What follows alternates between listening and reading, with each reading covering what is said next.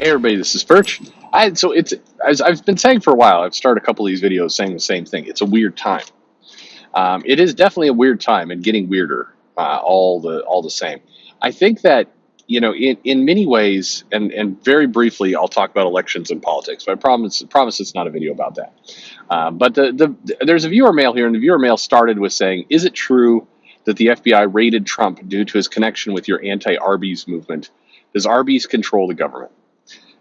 So, you know, I was thinking about a funny way to respond to that. I bet my feeling though is Trump would not be anti Arby's. I think Trump would be pro Arby's. Trump seems like an Arby's guy to me. Obviously I am not an Arby's guy, but if Arby's has infiltrated the government, it would explain why the government works so poorly most of the time, and why it's just kind of painful every time you have to deal with it. But very briefly on the politics discussion, our country, meaning the United States in this case, has gotten itself into this model where the midterms and the elections are the equivalent of the Super Bowl. Once upon a time, the sports fans, people get really excited about the big game and who is going to win, and kind of we went through this whole process, and it still exists, by the way, of betting and fantasy football and all this, kind of the draft and all these different elements, and yes, all those things still occur, but there was this very big excitement of this buildup, and politics has become like sports, like that now. And I feel like this country is pretty much veered toward, it's got to be dramatic. It's got to be, and the news agencies have completely changed their model to, guess what this politician said? Click here, which because it's a good ad click thing to do. It's how it's their business model. But it's also just builds up this drama to this big event, in which case the elections, where the cable news channels give breathless, blow by blow coverage of every single thing. If we're all really honest with ourselves, most people don't care about. You do not care about the local state government, school auditor race. You don't care. But because we've put an R and a D attached to it, and we can throw in some spice like, this candidate supports pronouns in school, and this other candidate supports I have no idea. Getting rid of the comic mouse and just whatever. Then suddenly now we all get more excited about that. These races that we do not care about, and after the election is over, everybody stops caring about it. By and large, you notice that come after post-election, people are still caring and all worked up about kind of Republicans, Democrats, and that whole drama. But the individual names, that state auditor race that you cared about, it's gone. You have no idea. You put a gun to your head, you wouldn't know who these people were. But anyway, it's sad to see. And I think related to comics, you see people bought into it. I'm with the Trump raid. It was amazing how many comic creators just went all in. I mean, you're seeing them. The funny part too, and I'm not saying this to defend Trump by any stretch of the imagination. If you're asking me, hey, do you think Trump, broke a few rules by taking documents out he shouldn't have? Oh yeah, I mean, sure. Could I see that possibility? Yes, I can. I mean, it fits the guy. But all the same, yeah, I love these people who are like, this is what happens when you break the law, and now the noose is tightening. He's going to jail. It's like, you have no insider information. Guy who draws variant covers every now and then, you don't know what you're talking about. Suddenly, you've got all these political legal experts like Merrick Garland would not move on such a thing if he didn't believe he had the evidence to. Oh, bullshit! These are all politicians. They'll do all kinds of things. You're telling me that now, at this point in August of 2022, suddenly people are going to start paying attention to, when exactly getting the precise amount of analytical evidence to do the exact right. Look, no, people are going to do their half-assed jobs like they've been doing their half-assed jobs, R or D, for some time. Anyway, it's been comical and painful. When I saw the raid go down on Twitter, I'm like, "Well, I'm out." But anyway, at the risk of getting people to say, "Well, now the video starts at 5 minutes," I mean, these things are all pulling together. So speaking of big stunts that fit this, so the rest of the mail post Arby's goes on to say, anyway, I've been thinking about the fact that X-Men #1 is considered the highest selling comic, selling about 8 million comics, and just seems really beatable to me as a record. Of course, not under the current numbers that the mainstream is able to pull in.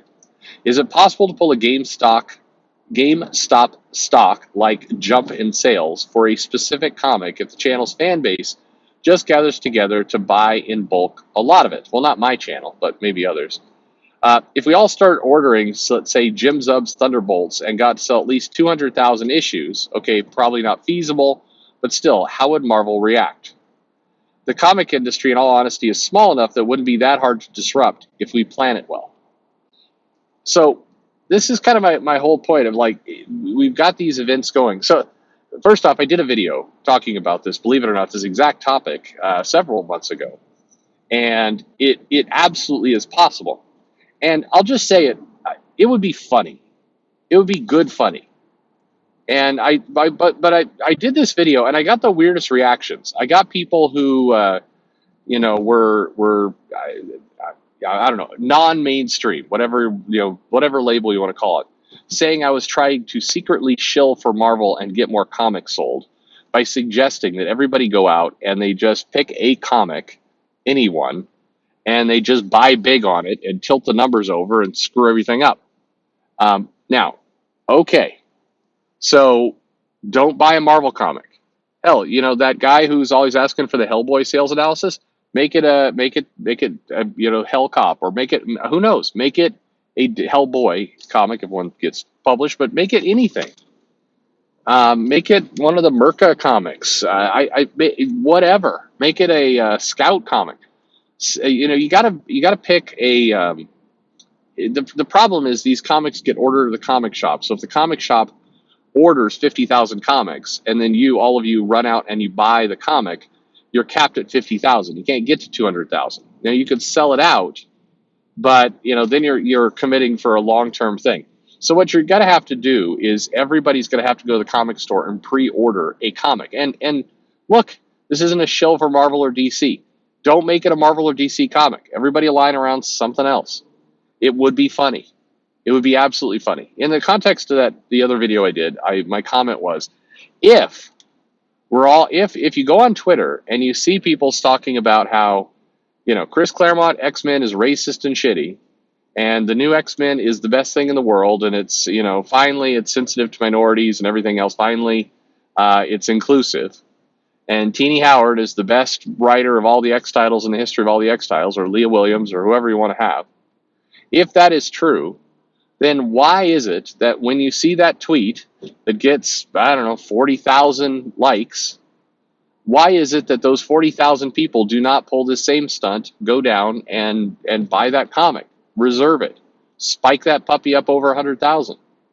If this comic is truly providing inclusion that we've never had in comics before, you have a moral obligation to go buy it and spike the numbers up. What are you? Are you for hate? I mean, if you say that, but then you don't buy it, you must not be for inclusion. So you must be a bigot. That's the only explanation I could possibly get. No, go buy one of these things. I think that it would be funny to game the industry this way, and I do think it would result. Interestingly enough, after the joke is over, I think it would result in some interesting wake-up calls at the publishers, big and small, that if they're able to harness marketing in a proper way and get things done, that if they're able to basically talk to their audience, get their audience inspired about something, big numbers will follow. Today, I think the comic publishers seem to have lost sight of that in some weird fashion. So it is time for something like that. Now you might say, hey, wait a minute, what about the people who are going all in on a crowdfunded book? It kind of does sort of blend into that, but the challenge with that is the numbers. So even Eric July made a lot of money, or some of these bigger books lately. You're still talking about people who are spending a higher dollar amount. So the raw numbers, you're not selling in people numbers. You're selling in dollar numbers. And that's good. Don't make no mistake about it. It's good.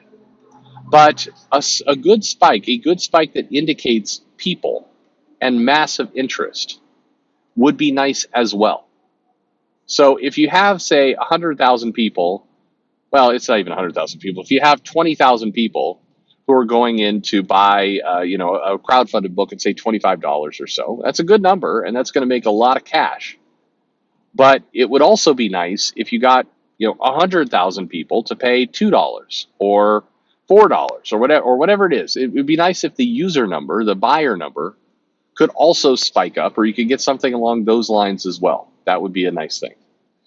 Anyway, I don't know. Like I said, in the early part of the video, we're in a weird time, and I, it, I hate that some of these basic events, like the governing of our country, has turned into random sport. I think that's unhealthy, and I hate that that's bled into our pop culture and our comics and everything else as well. I think that's unhealthy too.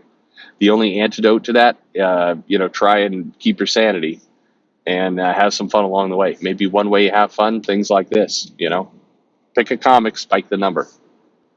Again, just to avoid all interest of doubt, don't make it a Marvel comic. Don't make it a DC comic.